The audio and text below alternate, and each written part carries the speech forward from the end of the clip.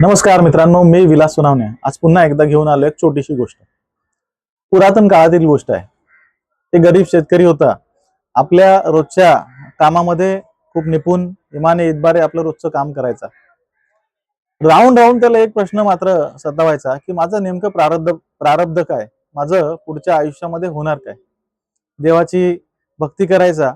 एके दिवशी त्याला असं वाटलं की आपण नारद मुनींचा धावा करू आणि त्यांना विचारू. आणि काय आश्चर्य की नारद मुनी प्रसन्न झाले आणि त्याच्या समोर तो विचारतो, मुनिवर मला सांगाल का माझं प्रारब्ध काय.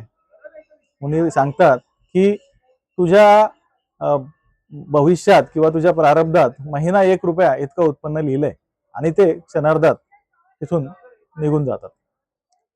तो इथून पुढचं आयुष्य खूप छान सुखाने समाधानाने जगत असतो.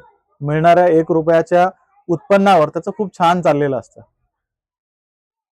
असेच दिवस जातात आणि एके दिवशी त्याचा एक मित्र त्याच्याकडे एक प्रस्ताव घेऊन येतो. त्याला म्हणतो की माझ्या बहिणीबरोबर तू लग्न करशील का. तो मुलगा म्हणतो, अरे माझं महिन्याला फक्त 1 रुपया उत्पन्न आहे, त्यात मी कसा बसा घर चालवतो, तर अजून एका जीवाचं मी कसं त्या 1 रुपयात भागवणार. पण तो मित्र म्हणतो की नाही, तुझ्याकडे मी पाहतो तू खूप छान पद्धतीने तुझा घर चालवतोस, शेतातली कामं करतोस आणि उत्पन्न कमी असेल तरी त्यात तू सुखी आहेस, समाधानी आहेस, त्यामुळे मी तयार आहे. आणि त्यांचं लग्न ठरतं.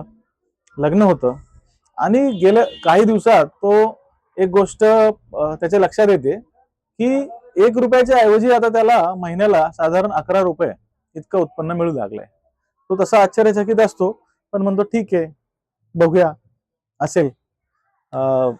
असेच काही दिवस जातात आणि त्याला एक छानसं गोंडस बाळ होतं.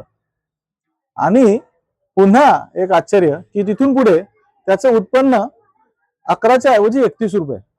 आता हे 20 रुपये एक्स्ट्रा कुठून आले हे काही त्याला कळत नाही. 1 रुपयात समाधानी असलेला मुलगा थोडासा भांबावून जातोच. नारद मुनींचा पुन्हा धावा करतो. नारद मुनी येतात. तो विचारतो, मुनीवर माझं काही चुकलंय का. कारण मी 1 रुपया तुम्ही माझं प्रारब्ध सांगितलं, माझं लग्न ठरलं, मला 11 रुपये मिळू लागले तरी मी खुश होतो. माझ्या मिळणाऱ्या त्या उत्पन्नामध्ये माझं घर चालवत होतो. पण आता अचानक मला इतके पैसे का मिळू लागलेत. नारद मुनी हसतात आणि म्हणतात की अरे तुझ्या प्रारब्धात 1 रुपया आहे. तुझं लग्न झालं, तुझ्या बायकोच्या प्रारब्धातले 10 रुपये तुझ्या प्रारब्धात ऍड झाले आणि तुला 11 रुपये मिळू लागले. आणि हे जे बाळ जन्माला आलंय त्याचं प्रारब्ध म्हणून हे एक्स्ट्राचे 20 रुपये तुला मिळू लागले. असे 31 रुपये तुला आता मिळतात. तर हे तुझं एकट्याचं प्रारब्ध नाही असं म्हणून नारद मुनी निघून जातात.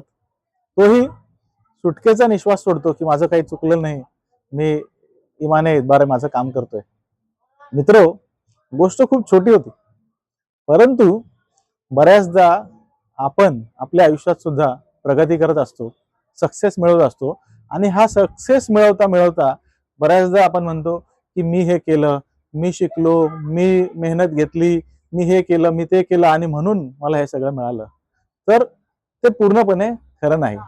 आपल्या सुद्धा आयुष्यात मिळणाऱ्या यशामध्ये आपल्या आजूबाजूच्या आपल्या नातेवाईकांचा, मित्रमंडळींचा, त्यांच्या प्रारब्धाचा एक छोटासा का असेना तो वाटा असतोच.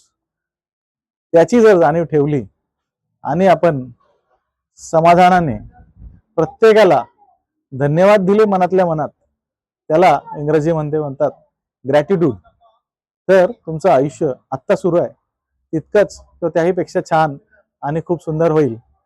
तर रोज सकाळी सकाळी ग्रॅटिट्यूड द्या आपल्या प्रियजनांना, आपल्या सोबत असलेल्यांना, आपल्या सोबत नसतील पण आपल्या आयुष्यात ज्यांनी काही सकारात्मक बदल घडवला असेल अशा प्रत्येकाला.